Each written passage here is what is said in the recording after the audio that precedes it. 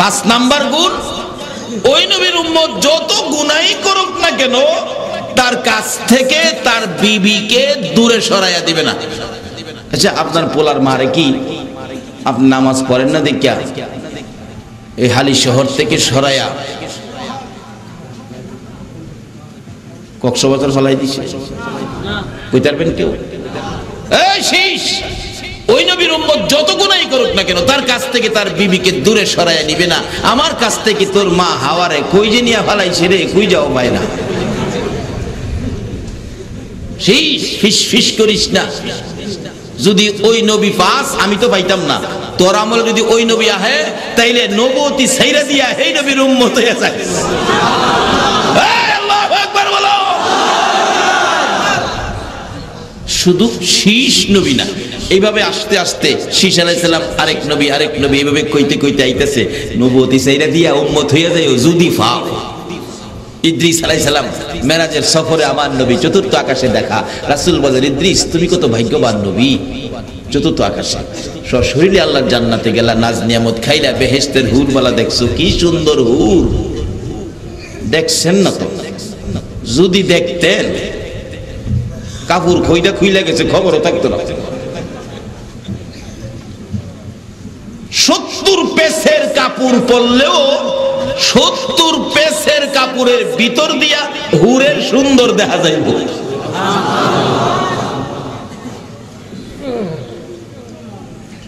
এর লাগে আবার কালা কালা বিবি যারা আছে বাড়িতে গিয়া ঝগড়া করেন না বিবির লগে। একটা ওয়াজ বিবির লেগে বাড়িতে নিয়েন। কালো বিবি যদি নবীর আশেক হয়, নবীর প্রেমিক হয়, নবীর কথা মতো চলে, একটা কালো বিবিকে হাসরের ময়দানে ওই রকম হুরের চাইতে 70 গুণ সুন্দর বাড়াইয়া দেওয়া হবে। আপনার কালো বিবিকে 70 গুণ সুন্দর বাড়াইয়া দেওয়া হবে। হাসরে এমন এক ঘটনা ঘটবে, লম্বা হইতেছে, আপনাদের কষ্ট হবে না তো? এমন এক ঘটনা ঘটবে হাসরের দিন। কালো বিবি নিয়ে সংসার করছেন। আমার এক বন্ধু আছে, হের বিবি খুব কালো। হ্যাঁ, আমার এক ভাই কালো বিবি বিয়া করাইছে। বাবা, একটা বিপদটা আমারে বাঁচাইছে, কি মানুষের গুনাহ থেকে বাঁচাইছে। কারণ আমারটা কাইল্লা দেখে এটার ভাই কেউ চায় না। কাইল্লা দেখে বলে কেউ চায়। এরকম কালো আছে না বিবি? তো কালো বিবি হইলে কি হবে? নবীকে ভালোবাসে, নবীর আদর্শ মাফিক চলে। আসলে ইতিহাস খুঁজলে পাওয়া যায়, নবীর জীবনে খুঁজলে পাওয়া যায়, পুরুষের চাইতে নবীর ভালোবাসাটা মহিলাদের মধ্যে বেশি ছিল। আর মহিলারাই লাভবান হয়েছে বেশি। কালো বিবি দুনিয়া সংসার করে 70 বছর কাটাইয়া গেলেন। হাসরের দিন ওই লোকটা বেহেশতি হবে, বিবিও বেহেশতি হবে। পিছনে বিবি ডাকবে, ও তিব্বতের বাপ, তুমি বেহেশত যাইতেছো গা, আমার নিতা না। দুনিয়াও কোথাও আমার সঙ্গে নিলা না, আমি কাইল্লা দেখিয়া। কখনো বেহেশত যাইতেছো গা, আমার নিতা না। এই পিছনে চাইতো না, হাতে কইব, না না না, তোমার চেয়ে সুন্দরের বাজেট হয়েছে, হুর পাইছি, যাইতাম না। আচ্ছা, না যাও, তুমি একবার চাও না আমার দিকে? না না, চাইতামও না। অবশেষে বলবে, তুমি এত নিষ্ঠুর হইলা, 70 বছর তোমার সংসার করলাম, আজকে তুমি এক নজর চাইতা না? 70 বছরের সিএস আর খতিয়ান সহজন কইব। লোকটা হাসরের দিন পিছনে তাকাইব, তাকাইলে দেখবো এটা যে একটা উদিত সূর্য দেখা যায়। তুমি কি তিব্বতের মা? হ্যাঁ। সুবহানাল্লাহ না? আর তুমি না কালো ছিলা? ওই মহিলা বলবে, কেন শুনো না আমার নবী ওয়াজ করেছে, নবীর কথা মাফিক নবীর মহব্বতের জিন্দেগি যারা করবে, হাসরের দিন এক একটা কালো মহিলাকে হুরের চাইতে 70 গুণ সুন্দর বানিয়ে দিবে। নবীর কথা অনুযায়ী সেই পুরস্কার আজকে আমি পাইছি। তখন ওই পুলার বাপ পিছনের বাম হাত বাড়াইয়া কইব, আয় তোরে দিয়া যাইতাম না।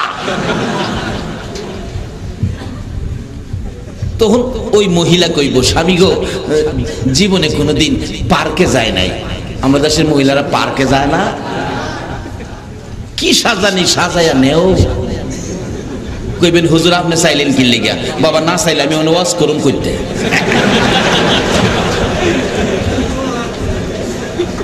তিনবার সাউন্ড যা রেকর্ড করে রাখতে হয়তো, না চাইলে আমি ফামু কই। ঠিক আছে ঠিক আছে ঠিক আছে ঠিক আছে। কি সাজানি সাজাইছে আমাদের দেশে। ভালো ফসল যদি সুন্দর ফসল হয়, দেখবেন ফসলটা বাঁচানোর জন্য যাতে মানুষের চোখের নজর না লাগে, এই ফসলের মধ্যে কি লাগায় কন্ত? জুতা লাগায়, ভাঙ্গা ফাইলা লাগায়, এরপরে এই যে ঝাড়ু লাগায়, যাতে সুন্দর রূপে কারো নজর না পড়ে। আর আমাদের দেশের মানুষ কেমন আম্মক, এই সুন্দরটারে আরো সুন্দর করে সাজায়া মার্কেটে ছাইরা দিল, একটা ঝাড়ুও গলার দিয়া দিল না। কি বিপদ! আচ্ছা বলেন, ঝাড়ু গলাত না দিয়া অন বিপদ বাড়ছে না? এগুলি আখিরি নবীর উম্মতের আদর্শ নয়। আমরা যেই নবীর উম্মত, মাগো ও মহিলারা, তোমরাই তো আল্লাহর জান্নাত আগে পেয়েছো। হযরত সুমাইয়ার জীবনী খুললে পাবেন।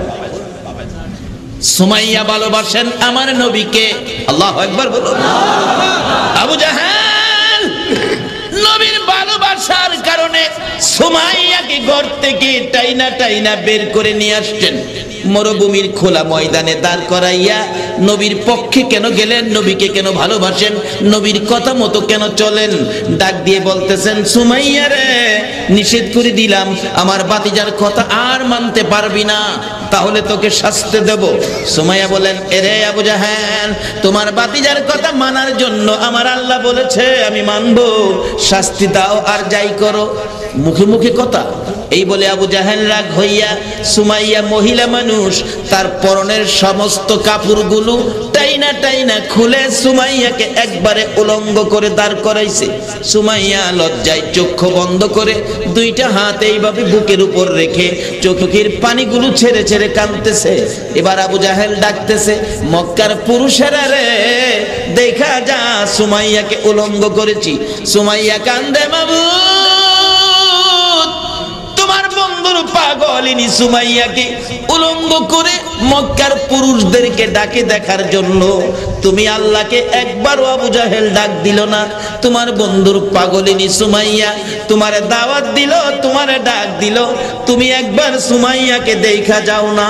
আমার আল্লাহ বলেন, সুমাইয়া রে, তোর দাওয়াত আমি কবুল করেছি। আবু জাহেল বলেন, আল্লাহকে ডাকো তোমারে দেখার জন্য, দাঁড়াও ভালো করে দেখাবো। ঘরের ভিতর থেকে যাইয়া বল্লম নিয়ে বেরিয়ে আসলেন। তলপেটের নিচে লজ্জাস্থানে বল্লম দিয়ে আঘাত করে চিত হয়ে জমিনে পড়ে গেছে সুমাইয়া। জিহ্বাটা বাহির করে দিয়ে চোখটা উল্টে গেছে, ডাকতেছে, মাবুদ গো, তোমার বন্ধুর পাগলিনী, তোমার বন্ধুর ভালোবাসার জন্য আবু জাহেলের আঘাতে জীবন দিতেছে, তোমার দাওয়াত দিলাম, তুমি দেখা গেলা না। আমার আল্লাহ বলেন, আরে সুমাইয়া, তোর দাওয়াত আমি কবুল করেছি। জিবরাইল, আমার বন্ধুর পাগলিনী সুমাইয়ার দাওয়াত আমি কবুল করেছি। আমি দেখতে যাব, আমি কেমনে খালি হাতে যাব রে জিবরাইল? আমার বন্ধুর পাগলিনী দেখার জন্য খালি হাতে যাওয়া যায় না। আমার জান্নাতুল ফেরদাউসটা উঠাইয়া দে, আমি আমার সুমাইয়ারে জান্নাতুল ফেরদাউস দান করে দিলাম। পৃথিবীতে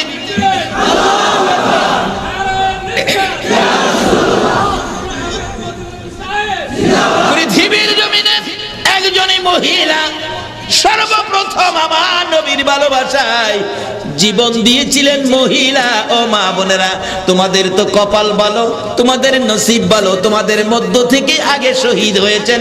ইনি হলেন হযরতে সুমাইয়া। আল্লাহর জান্নাত হাতে লইয়া দুনিয়া ছেড়েছে। আমরা তো সেই নবীর উম্মত, আমরাও সেই রাস্তাটা, জান্নাতটা হাতে নিয়ে নিয়ে যাইতে পারি। সেই রাস্তাটা খুঁজে বের করব যদি আল্লাহ তৌফিক দেন। আপনারা থাকবেন তো না? আবার যাইবেন গা? আচ্ছা, আপনারা কে কে যাইবেন গা? একটু হাত তুললে দেখান তো দেখি। হাত তুলছে? মারহাবা বলুন, মারহাবা। ও ইয়া রাসূলুল্লাহ, ইয়া হাবিবাল্লাহ, ইয়া রাসূলুল্লাহ, ইয়া হাবিবাল্লাহ। আমার মৌতের নিদান কালে থাকিয়ে নবী গো আমার শিয়রে, আমার মৌতের নিদান কালে থাকিয়ে নবী গো আমার শিয়রে, দেখিব আপনাকে দুই নয়ন রাসূলাল্লাহ ইয়া হাবিবাল্লাহ ইয়া রাসূলাল্লাহ ইয়া হাবিবাল্লাহ। মাশাআল্লাহ, কেউ হাত তোলে নাই। আল্লাহ বুঝি আপনাদেরকে কবুল করেছে। বলুন, মদিনার নবী আপনাদেরকে দেখতেছে না? আল্লাহু আকবার বলুন। এবার সেই মহিলাটা বলবে, স্বামী গো, জীবনে কোনোদিন পার্কে যায় নাই। বেহেশতের মধ্যে কি পার্ক আছে? পার্কে কি করতো? আমি একটু ঘুরে ঘুরে দেখতাম। বেহেশতে পার্ক থাকবে, ফুল ফলের গাছ। গেছেন না তো? যাইয়া দেখেন না কেন? ফুল ফলের গাছ, কি যে সুন্দর গাছ। গাছের চারপাশে বসার জায়গা থাকবে, বসলে দেখাই যাইতো না, এত আরাম। তখন এইভাবে পার্কে বসে মহিলা তার স্বামীকে বলবে, স্বামী গো, শুনছি রমনা পার্কে উসমানী উদ্যানে এই বাদাম নাকি খাইতো মহিলারা তার বন্ধুদেরকে নিয়ে। আপনি তো আমার বন্ধু, এখানে কি বাদাম পাওয়া যাইবো? সুবহানাল্লাহ না? এমনি ছোট্ট ছোট্ট ফেরেশতারা বাদামের প্যাকেট করে নিয়ে ঘুরবে, ডাকবে, বাদাম লাগবো না, বাদাম। স্বামীরে তখন মহিলা আঙ্গুল দা গুতা দিব, আঙ্গুল দিয়া, স্বামী গো 2 টাকার বাদাম লন না। স্বামীরে কয়। ওখানের দিনের মহিলা কি স্বামীরে কয় না নিজেই যায়? মাগো, তুমি জান্নাতে যাইবা, নবীর আদর্শ নাও, স্বামীরে দিয়া কি নাই? স্বামী গো 2 টাকার বাদাম লন না। অথচ বাচ্চা ফেরেশতা, বড় না বাচ্চা। 2 টাকার বাদাম লন, বেহেশতি বাদাম, কত খাওন কেমন হইব? আল্লাহ আপনাদের সেই খাওনের অধিকারী করুক, সকলে বল আমিন। সেদিন আবার আমার বুঝলে দেন গা, কি মজা। 2 টাকার খায়া কেব, স্বামী আরো 2 টাকার লন না। খাইতে খাইতে খাইতে খাইতে খাইতে খাইতে 70 বছর পার হইব হুদা বাদাম খাওয়া। অবশেষে স্ত্রী কইব, স্বামী গো, মজা পায়া যে খাইতেছেন, টাকা দিবেন কইতে? যে কবর জানবালা কি টাকা নিছেন কেউ? টাকা দিবেন কইতে? কি সমস্যা রে? তখন তো ঠিক হই। এরকম বেজালে আমি পড়ছিলাম। হজ করতে যাইবার না, বেসরকারি ভাবে গেছি তো, এই দেশের টাকা তো নেওয়া যায় না। শুধু 2টা সৌদি রিয়াল আমার পকেট আছে, আর তো থাকা খাওয়ার সবকিছু যেই ট্রাভেলসের আন্ডারে গেছি, যে মোয়াল্লেমের আন্ডারে গেছি, সারাই তো করবে, আমার তো টাকা লাগবে। এই দেশে গেলে তো বাই বাতি যা আছে, টাকা পয়সার অভাব নাই। 2টা টাকা পকেটে। বিমান ছাড়ছে পরেই মাইকে কইতেছে, আমরা এখন 33,000 ফিট উপরে আছি। বেল খুইলালাম, বেল খুইলালাইছি পরে না, সামনে খাওন দিছি, কয়েক কিসিমের খাওন। যারা বিমানে গেছেন দেখছেন তো। প্রথম দিতে লজেন্স, যাতে বমি টুমি না হয়। আমি লজেন্স হাতে লিয়ে বইরেছি, খাই না। এরপরে আরো খাবার দিছে, ফল ফলাদি, লাল ভাত, এরকম খানা দেওয়ার পরে আমি খাই না, সবাই খাইতেছে। আমার সাথে এক বেচারা, উনি নাকি আরো 7 বার হজ করছে। আমার জিগায়, হুজুর খান নাকি লেগে? আমি কি, ভাই সাহেব লজ্জার কথা, আমার পকেটে 2টা আছে। সত্যটা বললে অসুবিধা কি আছে? কারণ বিমানের খাবার দাম জানি কত ধরে, বিল জানি কত লেখা দেয়। যদি না দিতে পারি তাহলে লজ্জার ব্যাপার। কারণ আমাদের ভৈরবে যখন ফেরি ঘাট ছিল, এখন তো ব্রিজ হয়েছে, দেখছি এই মানুষ যে কত টর্চারিং করে। এরা খাওয়াইছে 10 টাকা প্লেট চিংড়ি মাছ, 10 টাকা প্লেট, 10 টাকা প্লেট চিংড়ি মাছ। আসলে 10টা চিংড়ি মাছ দিছে, একটা 10 টাকা, আর বুঝাইছে প্লেট 10 টাকা। বেচারা খাইছে, খাওয়ার পরে বিল করছে 150 টাকা। আরে বাবা, 10 টাকা প্লেট চিংড়ি মাছ, 10 টাকা বাদ 20 টাকা হবে। আপনারা কে কইলো 10 টাকা প্লেট? 10 টাকা একটা, আপনারা 10টা দিছি। বিল বানায় দিছে 150 টাকা। মান সম্মান যাইবার দশা। এরকম বিপদ আমি দেখছি নিজের চোখে। আপনার ঠান্ডা প্রাণ ওই সময় 15 টাকা করে বিক্রি করে তারা। 10 টাকার প্রাণ 15 টাকা। আপনি খাইবেন কইয়া ওই মুখটা খুইলা, খাইবেন কি না একথা জিগাইছে না, খাইবেন কইয়া খুইলা আছে মুখটা। আপনি বলছেন আমি তোর বাবা খাবো না, না হলে টাকা দেন, খুললেন কেন? এরকম অত্যাচার করতো, নিজের চোখের দেখা। আমার তো এই অবস্থাটা জানা আছে, আমি আবার কই খামুজে খাইলিনি, আবার কই খাইলেন কেন, টাকা দেন। অবশেষে হাজী সাহেব আমার কানে কানে কে, হুজুর খান খান, বিল দিতে হবে না, এইগুলির বিল বিমানের টিকেটের মধ্যে রাখিয়া দিছে। দাও বিমানের টিকেট যখন কাটছেন, এই সব খাবারের বিল রাখিয়া দিছে। আরে কোন কি বিল রাখিয়া দিছে, আমি আরো বইরিছি। তখন যেটা শক্ত খাবার ফগড়ো থুইয়া নরম দিয়ে 2 হাতে মারতাছি।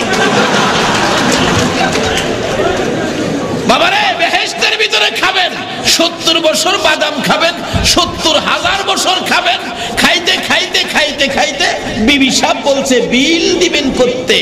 কে যেন ডেকে ডেকে বলতেছেন, না না বিল দিতে হবে না, খাও গো জান্নাতীরা, খাও গো আল্লাহর মেহমানেরা, তোমাদের এই জান্নাতে খাবার বিল আমার নবী যেদিন কালিমাটা লইয়া মার খাইয়া রক্তে লাল লাল হয়েছিল, নবীজির ওই রক্ত মাখা কালিমাটা যেদিন তুমি তেলাওয়াত করেছো, কালিমা যেদিন পড়েছো, এই কালিমার মধ্যে জান্নাতে খাওয়ার বিল আদায় হয়ে গেছে।